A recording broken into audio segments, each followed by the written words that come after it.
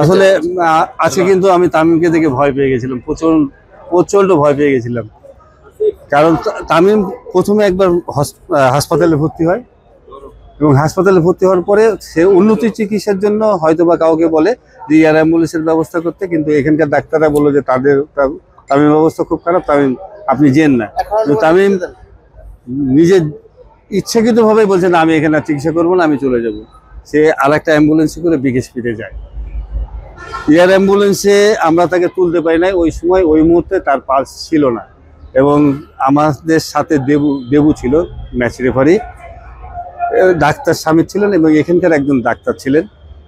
উনাদের কারেক্ট ডিসিশনের জন্যই হয়তোবা আমরা তামিমকে আবার ফিরে পাচ্ছি, আমি মনে করি।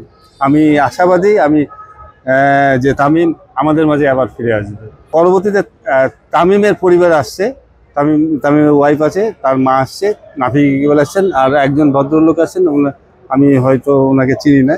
আর নাফিজের সাথে আমার কথা হয়েছে, নাফিজ ভিতরেই আছে, ওনার আম্মাও আছে, তার সাথেও কথা হচ্ছে, ভাবির সাথেও কথা হয়েছে।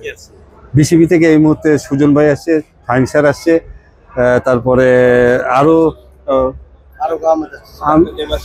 ডাক্তার দেবাশিস আছে, তারপরে ইমাম মিডিয়া ম্যানেজার এরা আসছে, আরো কে কে আছে।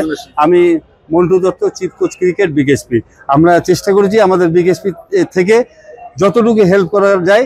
ওই মুহূর্তে আমাদের নিজস্ব ডাক্তার দুইজন ছিলেন, একজন ফিজিও ছিলেন জয়, তারও দিয়েছি, ডাক্তার শামীম ছিলেন, ডাক্তার শামীম ছিলেন, এবং সাথে তাদেরকে দিয়েছেন। এবং আমাদের ডিজি মহোদয় বলছেন যে যেভাবে হোক তামিমকে আপনারা সহযোগিতা করেন, মেডিকেল হোক এবং ইভেন এখানকার ডাক্তার থাকা অবস্থাতে তাদের সাথে আমাদের ডাক্তারকে পাঠানো হয়েছে।